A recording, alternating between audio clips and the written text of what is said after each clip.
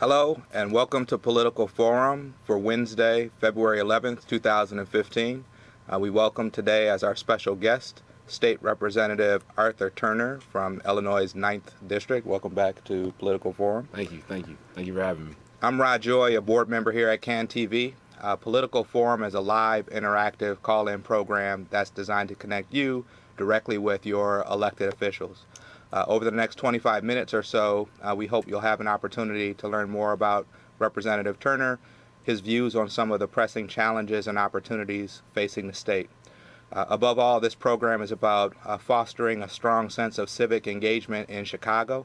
Your voice, your views, your questions are a big part of the program. We invite you to join the discussion. You can call us now live at 312-738-1060. That's 312-738-1060. Welcome back to Political Forum. Very happy to be here. Thank you for having me. For our viewers who may be meeting you for the first time tonight, what can you tell us about the 9th District of Illinois? Great. Well, for my viewers who are the first time here tonight, my name is Arthur Turner. I'm the state representative for the 9th District. I currently serve as the Assistant Majority Leader for the House of Representatives. The 9th District is all in the city of Chicago and mostly compromises the west side of Chicago, North Lawndale, 24th Ward area, but we also pick up the Medical District, portions of River North, Old Town. So it's a very, very diverse district. Okay, and we're about 1 month in to a new administration in Springfield. That's right. For the first time in a dozen years, we have a Republican in the governor's mansion, and we're 1 week away from the governor's budget address on February 18th. What are your expectations for the year ahead, and what are you working to protect and advocate for as it relates to the budget? Great, thanks, Rob. This is the first time operating under a Republican in the executive office, but things have been positive so far in terms of developing a working relationship with the governor. You said it the most important part is the budget address on February 18th. We recently had our State of the State address on February 4th, where the governor kind of laid out some of the concerns and challenges that the state were facing, but the real meat of it and the numbers which will determine how we move forward during this legislative session will take place on the 18th. And that will give us some direction and really shed some light on what the governor's priorities are. I believe he was kind of gray during the campaign season, and they've kind of played it close to the vest in terms of where their priorities lie, outside of a few areas that need to be addressed immediately. But the budget address is really going to be our blueprint going forward, and we'll move forward from there. The governor has put into effect a number of executive orders, and I think the first executive order he signed, or one of the first, essentially put the freeze on a number of state contracts and grants going back to November 1st. And I know I've been hearing from a number of agencies and community groups. What are you hearing from your constituents, and are there groups that are working to partner with you to help release funds? The governor decided to come in and change up some of the things that Governor Quinn did on his way out, along with a whole host of executive orders. And some have raised eyebrows. Some have questioned the constitutionality of others. I thought we were stepping in the right direction with the executive order that would shed some light on minority participation within the unions. The governor's pledge to continue to support and increase support for education and education funding was something that I thought that it was very big, and glad he came out on early. But we've got to develop a working relationship, and we're really going to get down into the details and the meat of things over the next couple weeks. And the executive order approach won't necessarily work. We're really going to have to come to the table as Democrats, Republicans, and the governor's office, and really figure out how to deal with some of the challenges the state is facing. Child care providers are constantly calling the office right now, and rightfully so. I mean, there's a big question mark about how and when their funding will run out and how we will continue to support those. It's a very, very important program because so many working families, working parents depend on that support. And, if we have parents who can't go to work because they have no one to take care of their children, then they're missing out on work. They may lose their jobs. Tax-paying money won't be paid. It's a ripple effect, and we want to protect some of our most important services. So, yes. You mentioned the fiscal crisis in Springfield. Revenue is a big part of that dynamic, and earlier this year, the state income tax rolled back from 5% to 3.5%. Let's talk a little bit about taxes, and I think one of the things the governor proposed is an expansion of sales taxes to professional services. Is that something you support? Sure. Well, the governor has proposed, you said it right, it's a revenue crisis, and we have to explore any new options for new lines and streams of revenue. This is not something that we're going to cut our way out of. During the campaign, the governor said that he was not interested in necessarily extending the income tax increase, but with the other proposals that he has on the lines, and especially in terms of extra education funding, I don't know where we will get the money. The tax increase expiring created about a $6 billion hole in our budget, and I don't think that's something that we can cut our way out of. I don't know if a service tax will exactly help us get to where we need to be. But since taking office, he's done a little backtracking on the absolutely no on the tax increase extension, but maybe getting creative about how we implement a tax increase or how we move forward with that. I'm all for a whole new approach to taxing in the state, and maybe a look at a progressive approach to income tax. This is Political Forum, a live interactive call-in program. Our guest tonight is State Representative Arthur Turner from Illinois' 9th District. We welcome your questions and your comments for the representative. Please join the conversation. The number's at the bottom of your screen, 312-738-1060. And I think we have a caller on the line. Caller, are you there? Yeah, good evening to y'all. My name is James. Okay, and some Alderman Ward, why they don't have no stores like on 63rd and College Grove, Woodlawn, and why don't they build like a Dairy Queen or a Red Lobster and some of the other wards? Did you get the question? I think I got portions of the question, but the gist of it was sounding like it was around economic development and local wards. And, that's a great point to bring up right now, and it's timely considering the elections that we have coming up on February 24th on the municipal side. So you'll get a chance to address some of those things as you have an opportunity to come out and support and vote for your local aldermen who are up for election this year, as well as your mayor. And when you're going out on the 24th and you're voting and casting your vote, those are the sorts of things that you want to consider. Who has a plan for economic development? Who has a plan to bring jobs and businesses back to the neighborhood? What mayor will address those concerns and will take your neighborhood seriously? And you want proper representation in City Hall. So it's very important that voters become educated on the platforms of their local aldermen and city councilmen and others, as well as the mayor, and figure out where they stand on the issues and make an educated vote from there. The voting turnout is going to be a really big issue and always has been an issue, especially in minority communities. And we would hope that, or at least I'm telling everybody and advocating around the neighborhood, to drag somebody to the polls with you. It's just that important.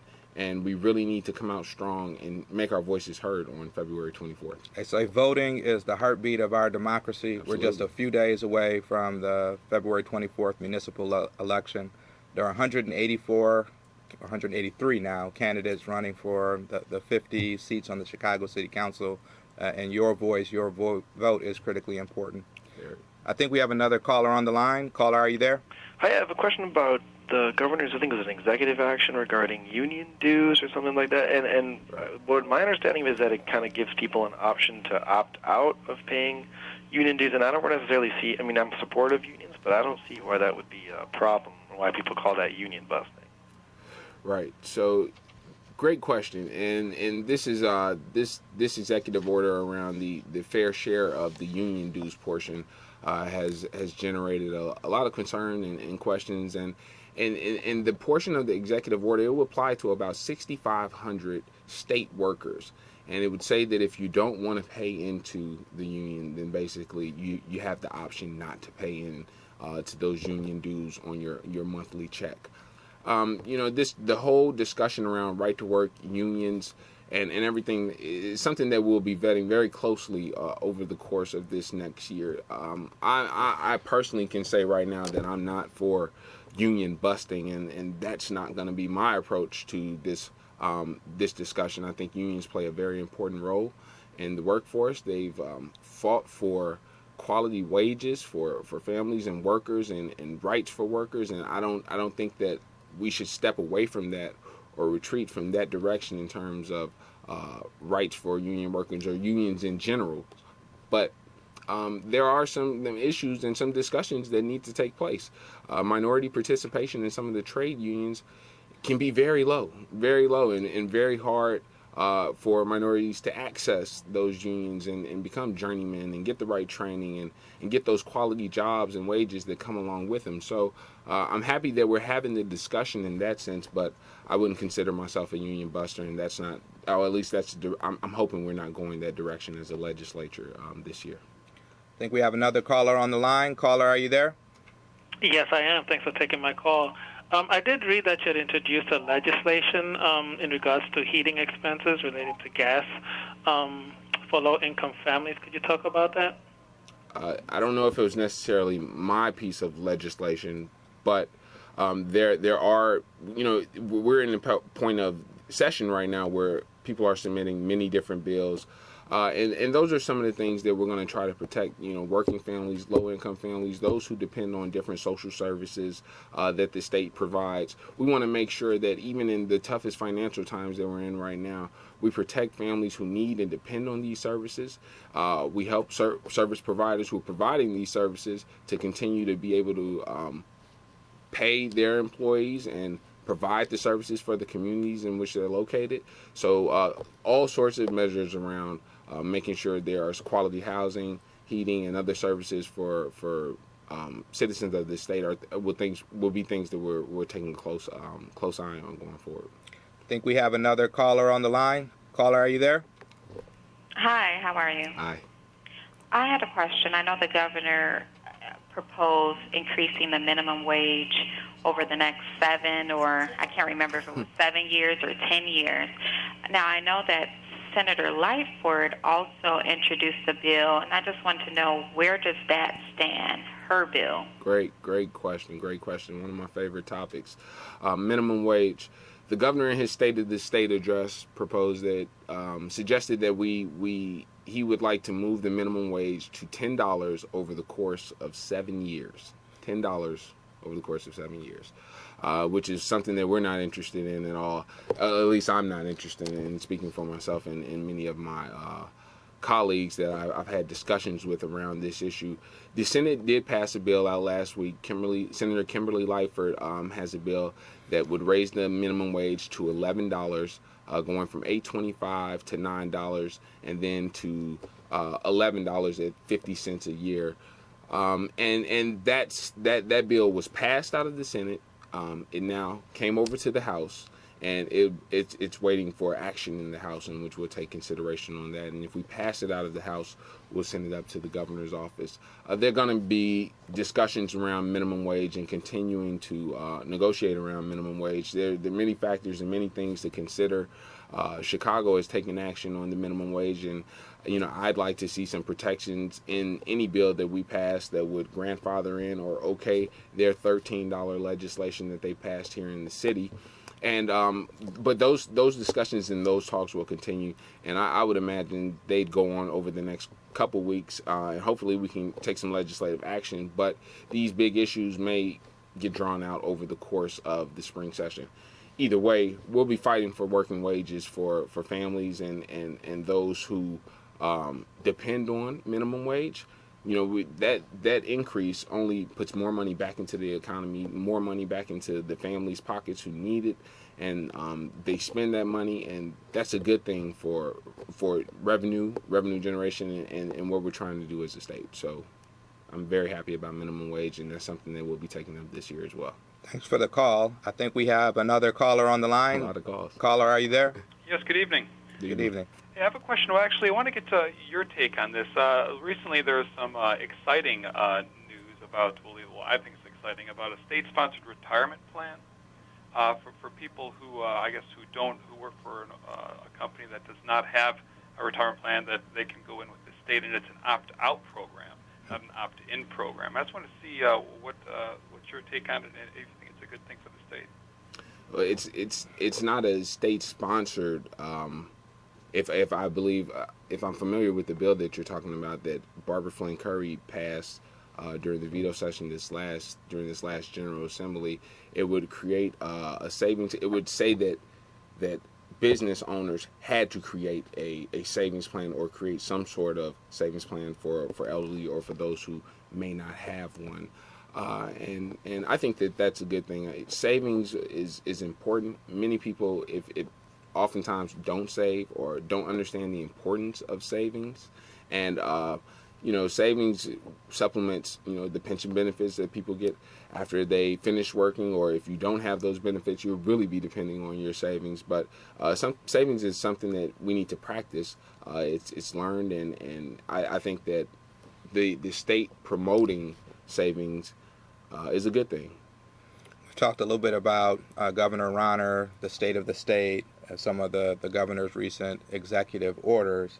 I think just today he moved forward on a measure that's received praise from Democrats and progressives around our criminal justice system and the need to make many reforms there, and announce the formation of a commission to kind of closely look at our incarceration system and make some changes there. What are your thoughts on his actions today? I thought that was a very, very good move.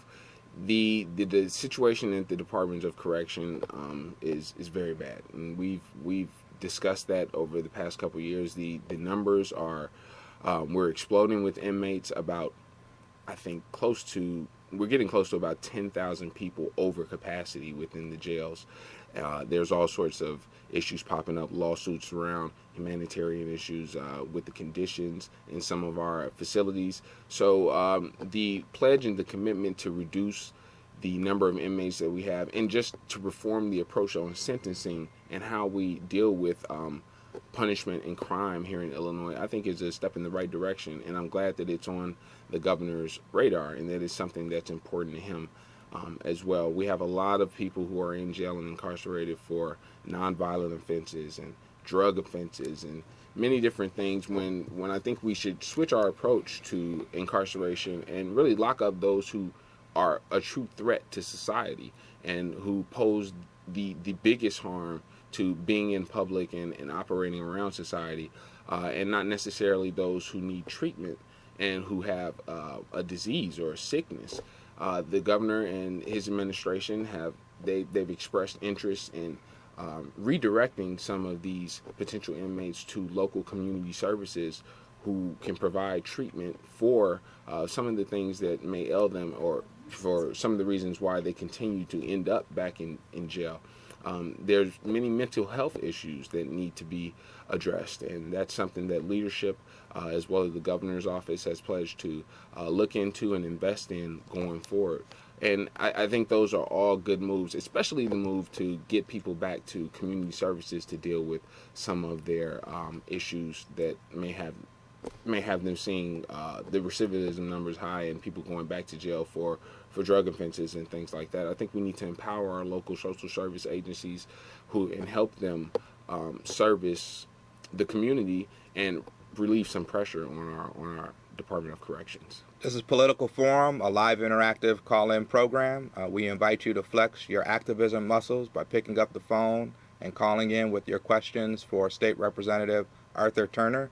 You can join the conversation at 312-738-1060. And I think we have another caller on the line. Caller, are you there? Yes, hi. Good afternoon, Representative Turner. Good afternoon. My question is, can you explain how executive order works, and do our representatives have no say over these executive orders? Executive orders great question, by the way. Executive orders come directly from the governor, and they're within his right to make these orders. They can be reviewed for whether or not they're constitutional or not, and they can last for as long as it's administration and be repealed by other governors and that sort of thing. But it's well within his right to hand down executive orders. But as a legislature, we pass bills and things that are codified and become statute, and we can address executive orders if need be through legislative action. If I could, just on the other point about the Department of Corrections and redirecting, one of the big issues with trying to generate revenue is we're looking at areas where we can save revenue. And that redirection piece and sending people to community service organizations and social services to deal with issues that drug issues or rehabilitation or whatever they may need, instead of sending them to jail, saves the state so much money. It costs us $20,000 plus per inmate to house some of these low-level, non-violent offenders when they can be better suited being treated back in the community. So, and speaking of reforms to the criminal justice system, you played a very active role in helping young people get their records expunged. And maybe you could say a few words about that measure and your work there. That was a huge win for us, and a huge win for the state of Illinois and youngsters across the state last year. And with the support of many other representatives, we were able to pass legislation that dealt with the juvenile expungement process. And it said that when juveniles turned 18, that arrest records that didn't result in any sort of disciplinary action by the courts would be wiped clean. And the state police and the sheriffs would go through and remove those arrest records from their record. And this allows them to get quality housing, apply for financial aid and jobs and these sort of things. These arrest records won't be a hindrance to them being a productive part of society. When we passed the bill the year before, this bill would apply to maybe 14,000 kids. Of those 14,000 who were arrested with no disciplinary action taken by the court, only 441 were able to get their records expunged. It can be a very cumbersome process where you have to hire an attorney and pay court fees and clerk fees and other things like that. And we're saying that this should be done automatically, especially if there was no conviction or disciplinary action by the court. So we're going to be following up with that sort of legislation, which took effect at the beginning of this year, and make sure that there is the roads are being wiped clean, that their website where youth can go and check and make sure that their record is clean is up and operating properly, and that we do right by the people with this great piece of legislation. Great. Let's talk about jobs. I know economic development is a priority issue for you. What steps are you taking to help attract businesses and create jobs in the 9th District? Economic development is going to be huge for us going forward. And the governor, it's high on the governor's list of priorities as well. We want to make Illinois a more business-friendly place to be. That may be addressing some of the tax issues. And we also want to create jobs and help foster entrepreneurial jobs and opportunities for those looking to start businesses. And I think that's going to be a big part of the turnaround in many areas in the 9th District is economic development and bringing small businesses and getting small business owners to open up, hire locally, employ locally, and generate business and development in those areas. Those are high on my list of priorities. I'll be working with my local aldermen to make sure that's a priority for the city as well, and that we're working with businesses to make it easy for them to get into the marketplace and open up and provide opportunities for everyone. Let's see if we can get one more call. Caller, are you there? Hello? Hi. Yes, I'm calling. I have a young man that called the office, and he was going to college, and he was had another one of his classmates in the car with him, and they had a gun in the car, and he's 18 years old, and he was going to court today. So I was wondering if there is stipulation on getting an expungement, Okay, so that's a great question, and it sounds very specific to a situation. I would encourage you to give our office a call at 773-277-4700 or 773-277-4701, and we would be able to help you or give you some direction as it pertains to that very specific instance. No problem.